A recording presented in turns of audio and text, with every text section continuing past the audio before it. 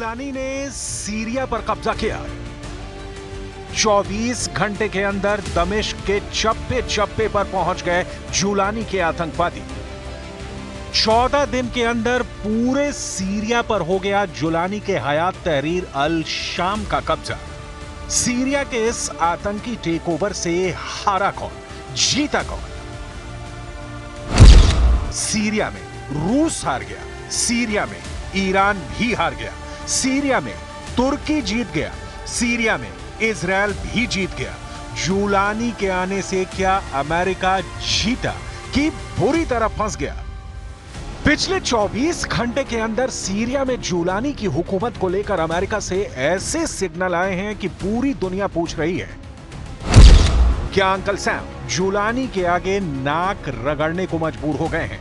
Uncle Sam यानी super power America, क्या uncle Sam Syria में बुरी तरह फंस चुके हैं? जुलानी और अमेरिका का नया कनेक्शन क्या है? एक दशक पहले आईएसआईएस और अल कायदा का हिस्सा रहे जुलानी को सीरिया में बगदादी पार्ट 2 कहा जा रहा है। क्या अमेरिका जुलानी से हार गया है? क्योंकि अमेरिका के विदेश मंत्री एंटनी ब्लिंकन ने जो बयान दिया है उसके मुताबिक अमेरिका और जुलानी इस वक्त सीधे संपर्क में हैं। जो जुलानी कभी अमेरिका के रेडार पर था, अब वो बाइडेन प्रशासन के साथ हॉटलाइन कायम कर चुका है। इस बात का इकरार खुद अमेरिका के विदेश मंत्री एंटनी ब्लिंकन ने जॉर्डन में किया है। So, first, yes, we've been in contact with HTS and with other parties. We have impressed upon everyone we've been in contact with the importance of helping find Austin Tice and bringing him home. And we've also shared the principles that I just laid out for our ongoing support, principles, again, that have now been adopted by countries throughout the region and well beyond. And we've communicated those. Blinken का बयान जंगल में आग की तरह फैला। पूरी दुनिया में छपने लगा कि अमेरिका और जुलानी के बीच डायरेक्ट कनेक्शन बन चुका है। बीबीसी ने छापा कि सीरिया के आतंकियों के साथ अमेरिका सीधे संपर्क में है। द गार्डियन ने भी छापा कि एचटीएस और अमेरिका के बीच कांटेक्ट हो चुका है। अल जजीरा ने भी वही बताया, जिसका इकरार ब्लिंकन ने जॉर्डन पहुंचकर किया। सीरिया में जुलानी आया और ऐसी आफत बनकर आया जिसकी उम्मीद सिर्फ तुर्की को थी और इसकी पूरी जानकारी इजराइल को भी थी। अमेरिका ने भी इसमें मदद की, लेकिन जुलानी सीरिया पर चुटकी बजाकर कब्जा कर लेगा, ऐसा बाइडेन ने भी नहीं सोचा था। इसीलिए पूछा जा रहा है कि क्या अंकल सैम जुलानी के आगे नाक रगड़ने को मजबूर हो गए हैं? क्या अंकल सैम सीरिया में बुरी तरह से फंस चुके हैं? ये सवाल इसलिए क्योंकि 2017 में अमेरिका ने जुलानी पर यह पोस्टर ट्वीट किया था। पोस्टर में जुलानी की तस्वीर छापी और लिखा था, इस आतंकवादी को रोकिए। जुलानी पर अमेरिका ने $10 मिलियन का इनाम रखा था। आज के हिसाब से जुलानी के सिर पर आज भी करीब 85 करोड़ रुपए का इनाम है। इस पोस्टर में लिखा है, जुलानी अल कायदा का एक बड़ा आतंकवादी है, उसके बारे में जो जानकारी देगा उसे 85 करोड़ रुपए मिलेंगे। लेकिन आज जुलानी सीरिया में खुलेआम घूम रहा है।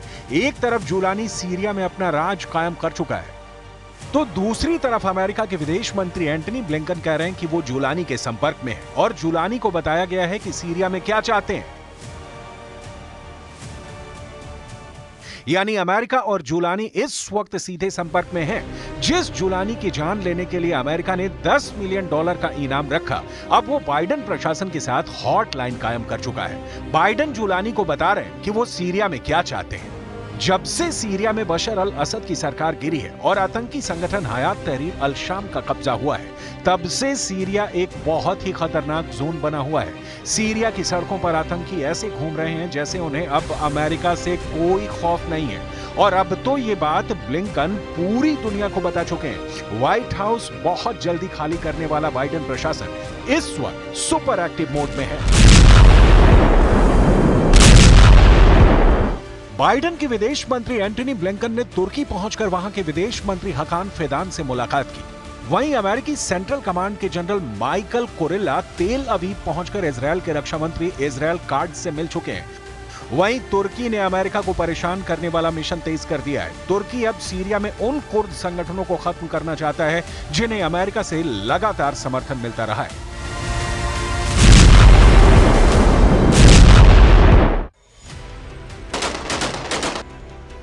edilmesi, ortadan kaldırılması bizim stratejik hedefimiz. Yani ya bunlar kendi kendilerini feshederler ya feshedilirler, yani yok olurlar. Syria में जब जुलानी के आतंकी संगठन एचटीएस का कब्जा हुआ था,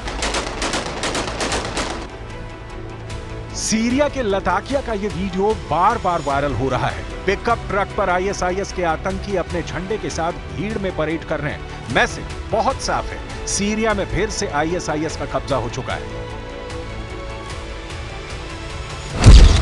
अबू बकर अल बगदादी के बाद अबू मोहम्मद अल जुलानी ने बगदादी पार्ट 2 वाला राज कायम कर लिया है। आप इसे आईएसआईएस 2.0 कह सकते हैं, जिन्हें विद्रोही और बागी बताकर तुर्की, अमेरिका और इजरायल ने मदद पहुंचाई। अब उसी जुलानी का आतंकी गुट हयात तहरीर अल शाम ने नए ब्रांड के साथ सीरिया में आईएसआईएस की हुकूमत तैयार कर दी है।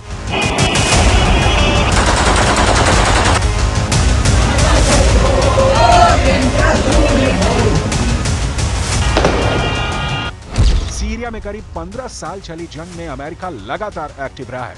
बगदादी से जुलानी तक अमेरिका की फोर्स लगातार सीरिया में मौजूद रही। बगदादी मारा गया, लेकिन जुलानी जिंदा रहा और अब वो सीरिया का भविष्य बनाने वाले लीडर के तौर पर प्रोजेक्ट किया जा रहा है। और बाइडेन कह रहे हैं कि अमेरिका सीरिया में नई हुकूमत यानी आईएसआईएस 2.0 के साथ संपर्क में है। वैसे यही बात इजरायल के प्रधानमंत्री बेंयामिन नेतन्याहू भी कह चुके हैं। אנחנו רוצים יחסים תקינים עם המשטר החדש בסוריה. אבל אם המשטר הזה יאפשר לאיראן לחזור להתבסס בסוריה, או יאפשר העברת נשק איראני או כל נשק אחר לחיזבאללה, או יתקוף אותנו, אנחנו נגיב בעוצמה. אנחנו נגבה ממנו מחיר כבד. מה שקרה למשטר הקודם, יקרה גם למשטר הזה. सवाल है कि क्या सीरिया में नई सत्ता को लेकर बाइडेन और नेतन्याहू किसी गलतफहमी का शिकार हो गए? क्या सीरिया में हयात तहरीर अल शाम या कहें कि अल-कायदा या फिर इसके असली नाम आईएसआईएस को लेकर बाइडेन और नेतन्याहू को किसी ने गुमराह किया है? इन दो तस्वीरों की तुलना इस वक्त बहुत सोशल मीडिया पर वायरल हो रही है। एक तस्वीर में है जुलानी का साथी मोहम्मद अल बशीर, जो सीरिया का नया कार्यवाहक प्रधानमंत्री बनाया गया है, और दूसरी तस्वीर आईएसआईएस के एक आतंकवादी की है, जो बगदादी के आतंक वाली मुहिम को चाकू की धार से आगे बढ़ा रहा था। दोनों तस्वीरों में क्या समानता है, इस पर बहुत सी बातें हो रही हैं। जुलानी का साथी मोहम्मद अल बशीर 3 महीने के लिए सीरिया का कार्यवाहक प्रधानमंत्री बनाया गया है। सीरिया में सब उसका आईएसआईएस वाला इतिहास जानते हैं। अब ये सीरिया में नई सरकार बनाने का काम कर रहा है। بالإضافة للحكومة السورية للنظام المخلوع، عنوان الجلسة هي عبارة عن نقل مؤسسات والملفات من حكومة النظام المخلوع إلى حكومة السورية المؤقتة من أجل استلام هذه الملفات وتسيير الأعمال. अब तस्वीर के बाद वीडियो देखकर तुलना कीजिए कि जुलानी का डिप्टी मोहम्मद अल बशीर और उसका आईएसआईएस वाला काला इतिहास सीरिया को किस दिशा में ले जाएगा, क्योंकि सीरिया ने पिछले 15 सालों में इतना खून देखा है कि मर चुके बगदादी और आईएसआईएस का खौफ अब और बढ़ने लगा है। इस वक्त सीरिया से बहुत से ऐसे वीडियो आ रहे हैं जिन पर आईएसआईएस की छाप है। बशर अल असद की सरकार में बगावत का विरोध करने वालों को बंधक बनाकर गोलियों से भूना जा रहा है।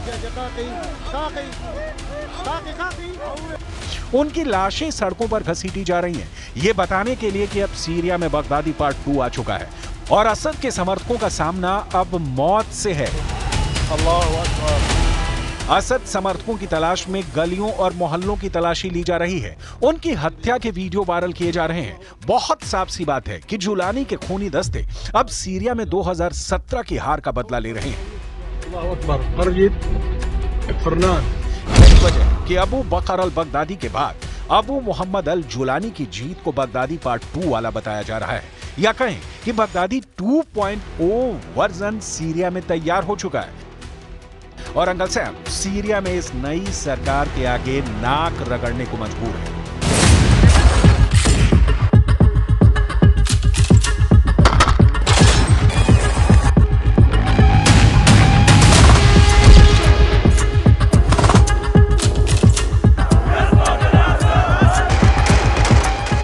इस पिकअप ट्रक के आगे देखिए आईएसआईएस का झंडा लगा हुआ है। ये वीडियो पूरी दुनिया देख रही है, लेकिन सीरिया में हुए तख्ता पलट के पीछे क्या वजह थी, कौन कौन सी ताकत थी, इस पर सब चुप्पी साधे हुए हैं।